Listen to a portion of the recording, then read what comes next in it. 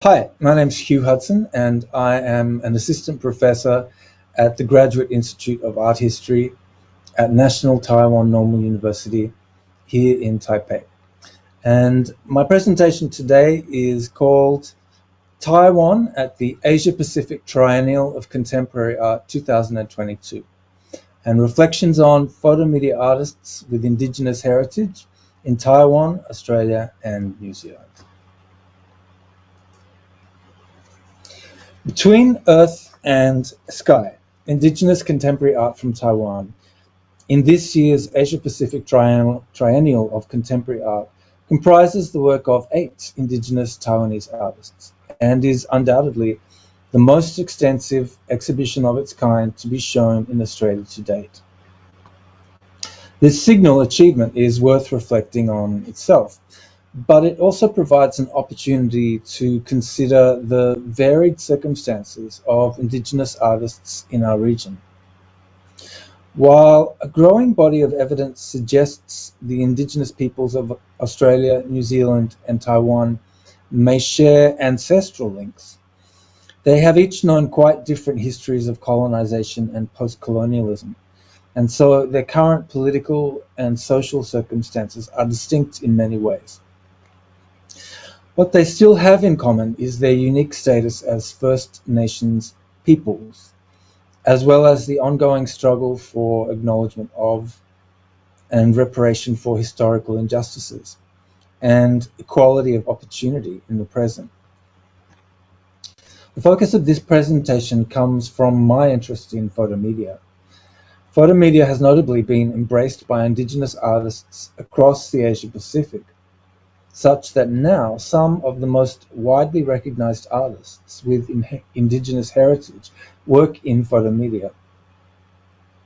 One may add, in the cases of Tracey Moffatt in Australia and Lisa Reihana in New Zealand, that they are among the most successful artists of any heritage in their countries. In this presentation, I will draw on personal observation, professional experience, and academic research to reflect on 3 subjects. First, the photomedia works in Between Earth and Sky. Second, the development of Indigenous art discourse as I have witnessed it. And third, the current circumstances of Indigenous photomedia artists in Australia, New Zealand, and Taiwan.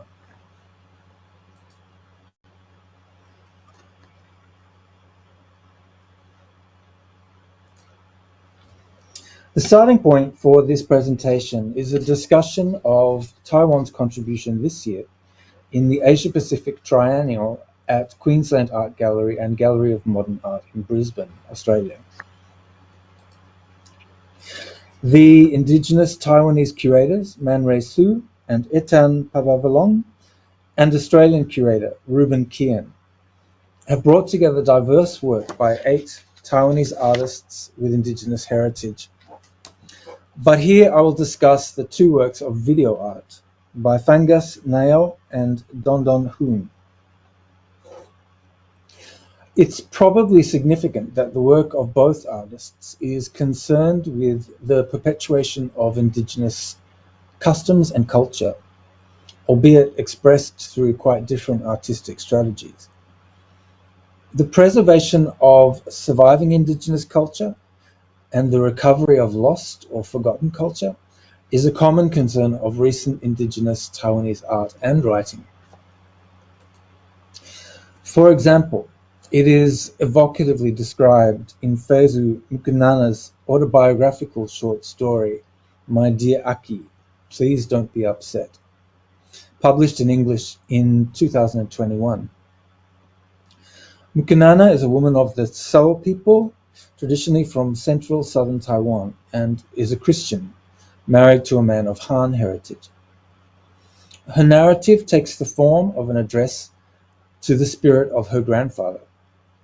It makes a poignant and at times wry account of the haphazard nature of forgetting and the conscious effort of remembering ancestral and traditional knowledge through periods of colonization and cross-cultural exchanges and over the course of several generations. The narrator apologizes to the spirit of her grandfather for having left his grave untended for many years, and having even forgotten its location for a time, before finally recovering and restoring the site. Fungus Nayo is of the Amos people, traditionally from Taiwan's Pacific East Coast, who works in a variety of performance art forms, including music, theatre, and choreography. His 4-channel video work, La XXX Punk, was commissioned for the APT-10. In it, a future indigeneity is represented through choreography, staging, sound, and video post-production, not as a technological utopia, but as an uncertain and fragmented experience of reconstituted, half-forgotten cultural forms. The 4 video channels can be read as comprised of 2 pairs. One pair focused on the dancers' heads, and one pair focusing on their bodies. Starting with the video showing a dancer's head facing the camera at the bottom right, behind them are 2 lines of fellow dancers, 1 line of men and 1 line of women. Here, the dancer at the front is presented in their individuality. In the corresponding second video from the pair, the head of the same dancer fills the screen in the upper left. The head of the same dancer fills the screen at the upper left, while their features are combined virtually with those of the other dancers, as well as being reimagined through animation, to show a series of heads that are at times seemingly quite familiar, but at other times are strangely hybrid, and sometimes even monstrous.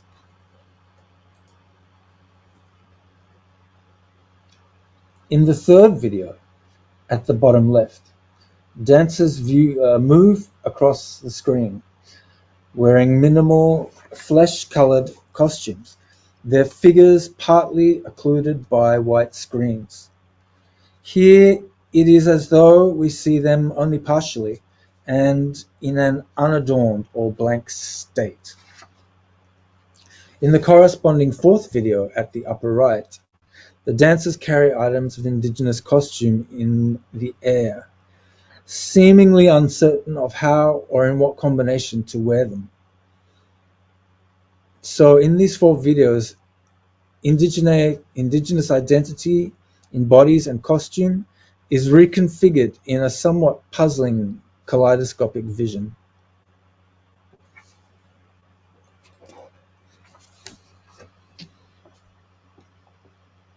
Don Don Hoon is of the Truku people, traditionally from northern Taiwan.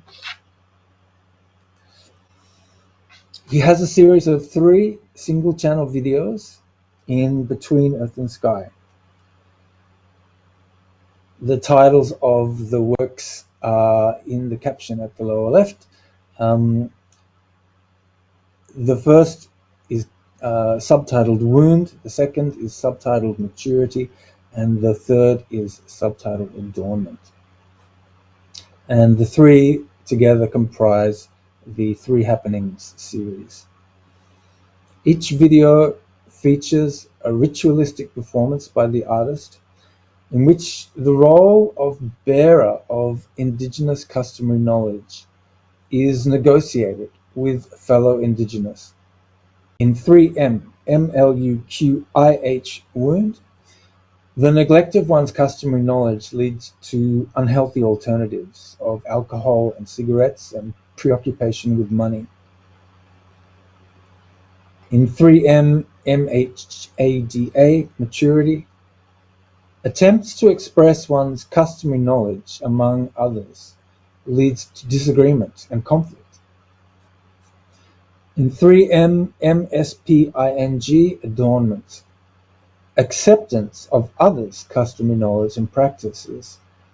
displaces one's own individuality. Thus, establishing a place for Indigenous customary knowledge is represented in this series of videos as necessary but fraught.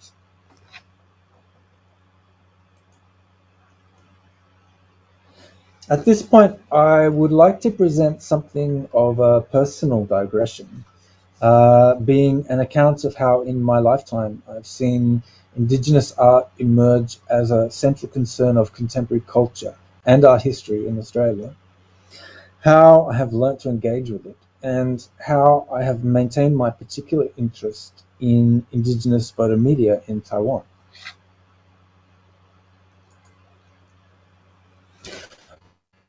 When I was at school in Australia in the 1970s, Indigenous culture was barely taught at all, only very briefly and not in any depth.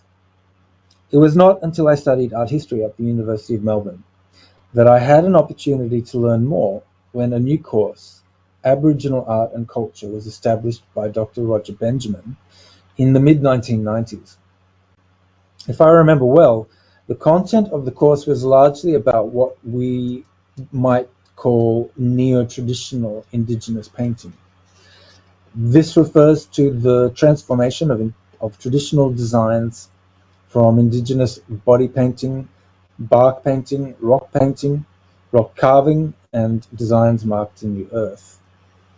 As these designs were adapted to new formats using new materials, from the seminal 1971-1972 Honey Ant Dreaming mural at Papunya Special School, to the international success of Emily Kanware's monumental polymer on canvas paintings of the 1990s, of which you see an example on the screen from the collection of the Art Gallery of New South Wales in Sydney.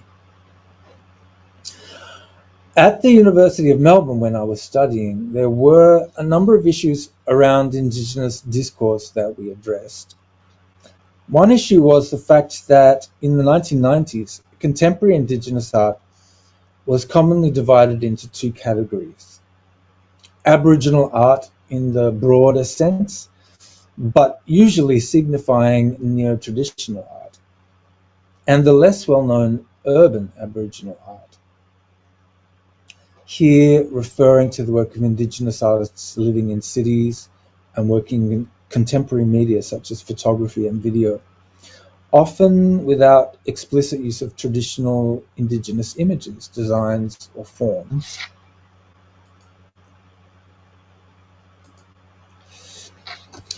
Tracey Moffatt was considered the leading urban Aboriginal artist, as we would say at the time.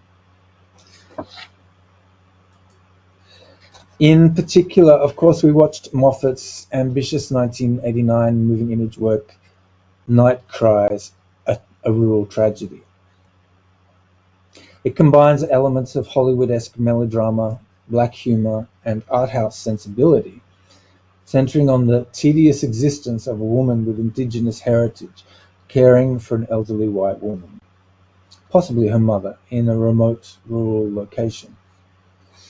The role of the carer was performed by Marsha Langton, and Langton would later become, if not the first, then certainly the first high-profile professor of Indigenous heritage at the University of Melbourne. Using the phrase urban Aboriginal art likely served a useful purpose at the time, to raise awareness of emerging art practices. However, it has since fallen out of use almost completely, as the diversity and non-binary aspects of Indigenous art and identity have been recognised. After completing a bachelor degree in the arts, I returned to do a graduate level curatorship course, which ended with an internship at the National Gallery of Victoria. By the 1990s, Indigenous Australian art was becoming well established in the major state art museums.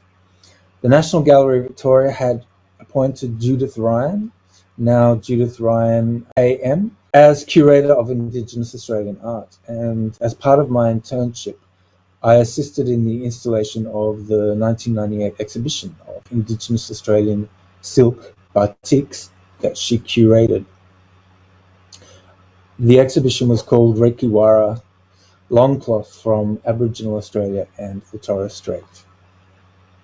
Batik is, of course, a traditional Indonesian technique of textile dyeing, but it's characteristic of Indigenous Australian artists that they have often been open to using non-traditional materials and non-traditional techniques and open to adapting traditional imagery to new formats. I went on to work at the National Gallery of Victoria in a project rehousing the Indigenous bark painting collection. Bark painting is a traditional Indigenous art form, but the artists adopted synthetic glue binder to provide a more durable adhesion of pigments. And the sizes of the barks got larger and larger, much larger than would likely have been the case in pre-colonial times. Some of them were, if I remember well, up to 12 feet high. In other words, the size of a very tall tree. This larger scale worked well for the display of bark paintings in the setting of the National Gallery of Victoria because of its enormous exhibition spaces built originally for large format international painting and sculpture. My first professional experience with Indigenous photomedia art was working in the registration team of the Melbourne International Biennial in 1999. The work of two Indigenous photomedia artists was included in the exhibition, Destiny Deacon and Brenda L. Croft.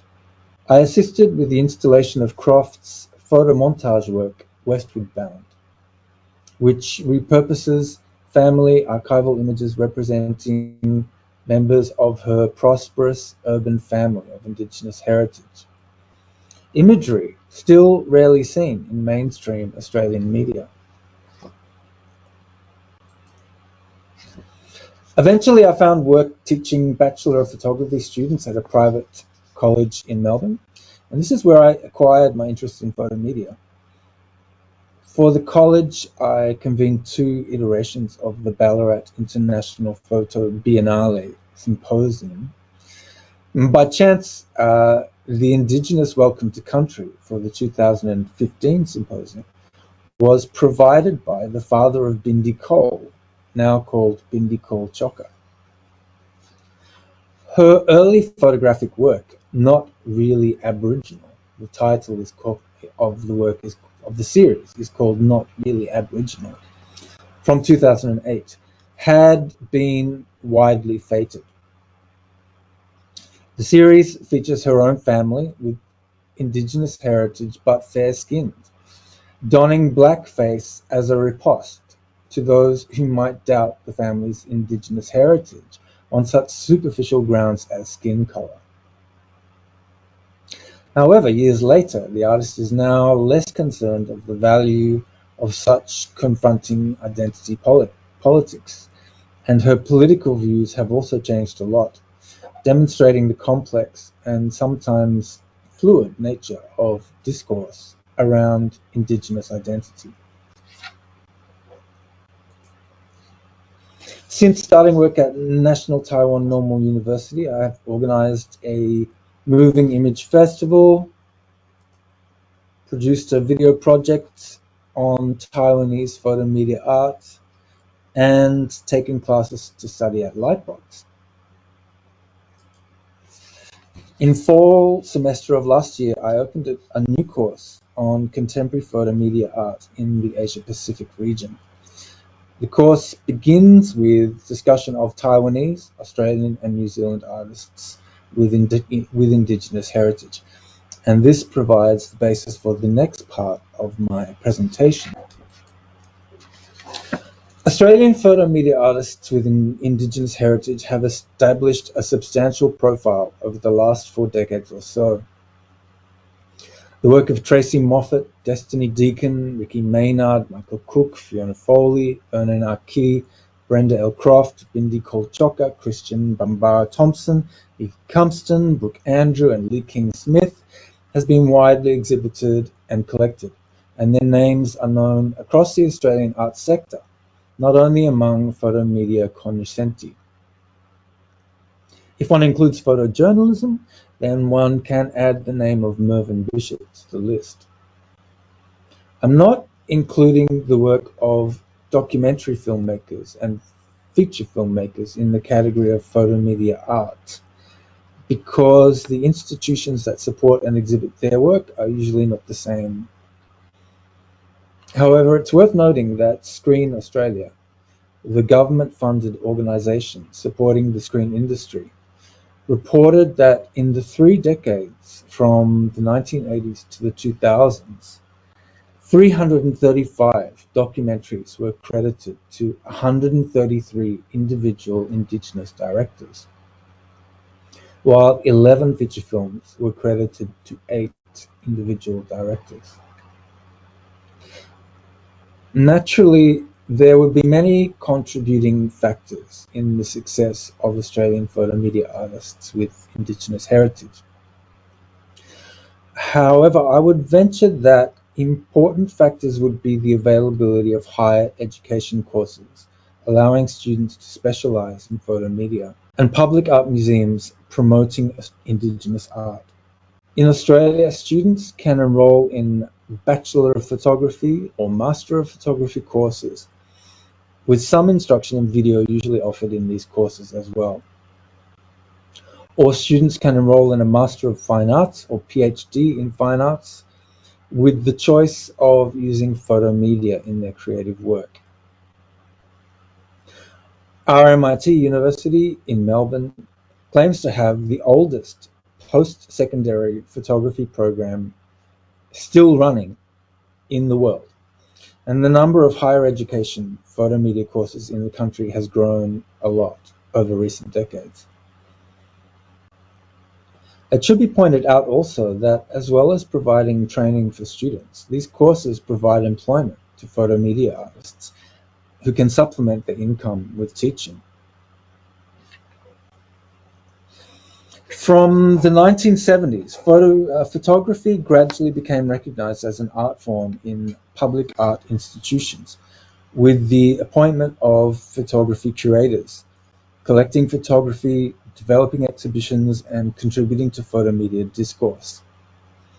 This development coincided with the recognition in public art institutions of Indigenous art as an area to be supported, with the appointment of dedicated curators and the mounting of exhibitions and publications and public programs. A key development in this respect was the founding of the Australian Centre for Photography in Sydney in 1973, just 2 years after the founding of the Photographers Gallery in London.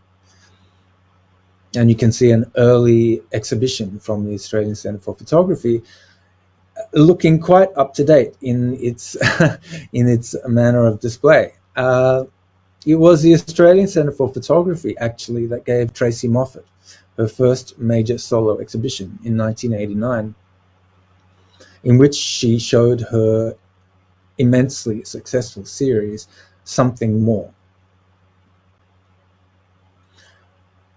The Taipei Fine Art Museum hosted Tracey Moffatt's self-titled solo exhibition in 2001, a time when Moffatt's work featured in dozens of exhibitions all over the world. It was an early example of the exhibition in Asia of work by an Australian photomedia artist with Indigenous heritage. Another key figure in this area has been the Australian curator Natalie King. She curated Destiny Diggins' solo exhibition, Walk and Don't Look Black, shown at the Tokyo Metropolitan Museum of Photography in 2006, among other venues. This was followed by Shadow Life, co-curated with John Mundine, shown at the Kaohsiung Museum of Fine Arts in 2012, and other venues. And finally, Episodes Australian Photography Now, co-curated with Yongmi Park for the Donggang International Photo Festival in South Korea in 2014. It is fair to say that while photomedia art is now well established in Australian higher education and public art institutions, nevertheless its status fluctuates. Dedicated exhibition spaces for photography in public museums come and go, and the fortunes of public art galleries wax and wane. The Australian Centre for Photography is a case in point, experiencing a slow decline in recent years. It was perhaps a victim of its own success, having helped raise the status of photography to the point where photography departments were established in state art museums across the country, and photography courses were opened in universities and colleges. So it could be said that the Australian Centre for Photography helped create its own competitors. My friend and colleague Dr. Alison Holland was the last curator at the Australian Centre for Photography before its operations were suspended during the pandemic. We were actually working on a project for an exhibition of Australian and Taiwanese photomedia when it closed. Fortunately, the not-for-profit Centre for Contemporary Photography in Melbourne has managed to continue, and the local government-funded Monash Gallery of Art, which specialises in photography also in Melbourne, helps sustain photomedia culture in Australia. Bricks and mortar commercial galleries specialising in photography, on the other hand, are rare across most of Australia, if they exist at all. Although photomedia artists seem to be well represented in the commercial gallery system generally.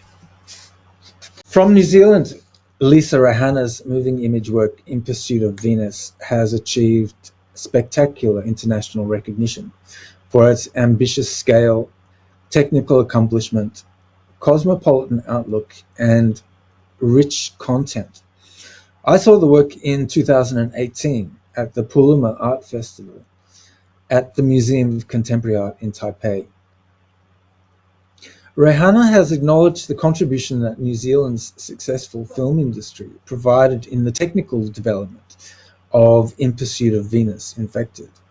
And if my presentation today has any kind of thesis, it would be that photomedia artists of Indigenous heritage do not generally succeed in isolation, but at least partly through finding opportunities in a successful multicultural education and arts ecosystem, and one with a sophisticated discourse around indigeneity.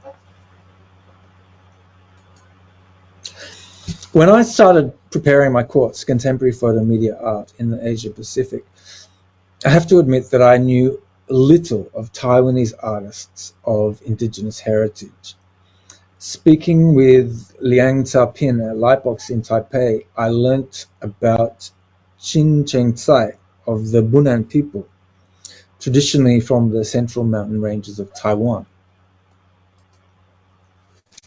His series, the title of which can be translated as Silent Gunshot, and another series can be translated as Climbers of the Central Mountains, fortunately is available online, and so we were able to study these works in the course, although I was not able to find a lot of information about the photographer in English.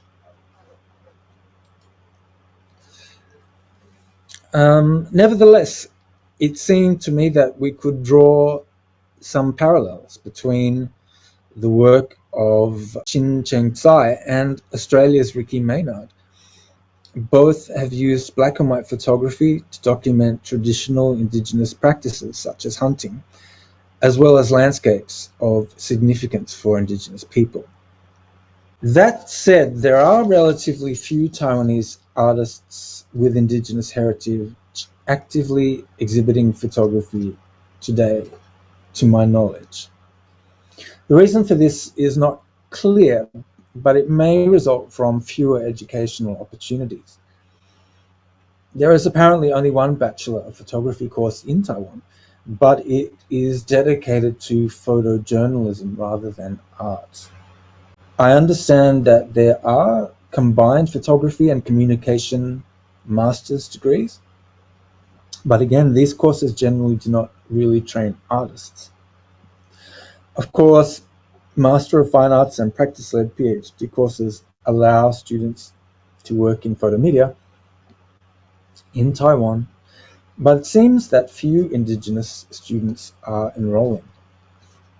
Another possibility that occurred to me while I was preparing this presentation is that by the time Indigenous Taiwanese contemporary art began to gain widespread recognition in the 1990s, alongside the more traditional forms of music, weaving, and architecture, the rise of video art had already transformed the international exhibition landscape.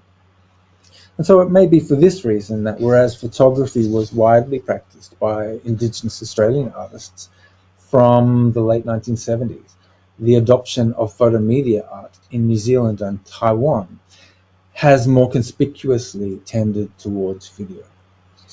So without wishing to draw too firm a conclusion around any of these questions and issues, I will end my presentation today and thank the organizers for the invitation. Bye-bye.